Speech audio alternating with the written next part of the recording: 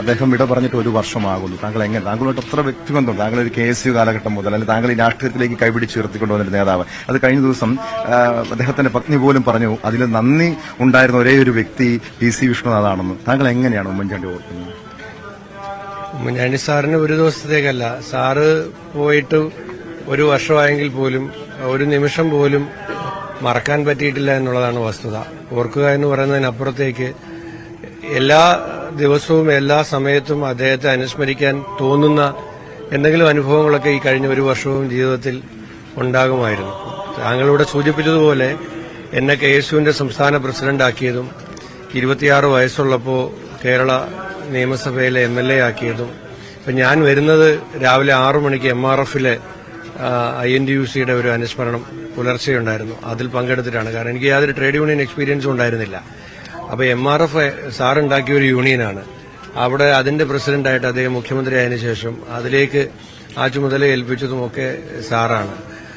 അപ്പോൾ നമ്മളെ സംബന്ധിച്ചിടത്തോളം എനിക്ക് രാഷ്ട്രീയ നേതാവായിരുന്നില്ല ഉമ്മൻചാണ്ടി. സാർ എന്റെ ഒരു രക്ഷകർത്താവായിരുന്നു. നമ്മുടെ നഷ്ടം രക്ഷകർത്താവ് ഇല്ലാതാകുമ്പോഴുണ്ടാകുന്ന ഒരു നഷ്ടവും വേദനയും ഒക്കെയാണ്. പിന്നെ നമ്മളെ സംബന്ധിച്ചിടത്തോളം അദ്ദേഹം പോയപ്പോൾ പോലും എന്തെങ്കിലുമൊക്കെ പ്രശ്നങ്ങൾ ഉണ്ടാകുമ്പോഴോ നമ്മുടെ മുമ്പിൽ ആരെങ്കിലും വരുമ്പോഴോ നമ്മളിപ്പോഴും ഓർക്കുന്ന ഒരു കാര്യം, ഈ ആളോട് എങ്ങനെയായിരിക്കും ഉമ്മൻചാണ്ടിയുടെ അദ്ദേഹത്തിന്റെ മുമ്പിലെത്തിയാൽ സാർ എങ്ങനെയായിരിക്കും അതിനെ സമീപിക്കുന്നത്, എങ്ങനെയായിരിക്കും അവരുടെ കാര്യങ്ങളിൽ ഇടപെടുക, അങ്ങനെയായിരിക്കണം നമ്മളും ചെയ്യേണ്ടത് എന്നൊരു പാഠം ഒരാളുടെ അസാന്നിധ്യത്തിലും നമ്മളെ നയിച്ചുകൊണ്ടിരിക്കുക എന്നുള്ളത് ഒരു വലിയ കാര്യമാണ്. ഇവിടെ നോക്കൂ, ഇപ്പോൾ പോലും ഒരു വർഷമായി ഒരു രാഷ്ട്രീയ നേതാവിന്റെ കല്ലറ ഒരു തീർത്ഥാടന കേന്ദ്രമായി മാറുന്നത് ഒരു പക്ഷേ ലോകത്ത് ഉമ്മൻചാണ്ടി സാറിന്റെ ഈ കല്ലറയിൽ ഈ സന്നിധിയിൽ മാത്രമായിരിക്കും. അതുകൊണ്ട്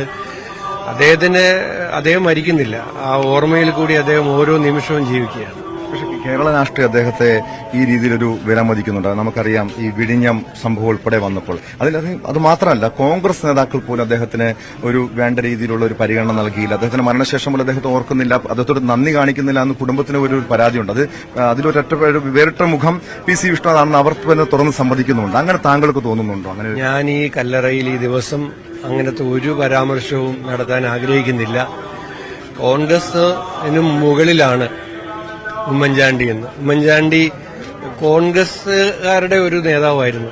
പക്ഷെ അദ്ദേഹത്തിന്റെ അവസാന യാത്ര കണ്ടവർക്കറിയാം, അദ്ദേഹം മലയാളികളുടെ ഹൃദയത്തിൽ മലയാളികളുടെ മൊത്തം ഒരു നേതാവായിരുന്നു. തീർച്ചയായും പറയാം മറ്റൊരവസരത്തിൽ. വളരെ വ്യക്തമാണ്.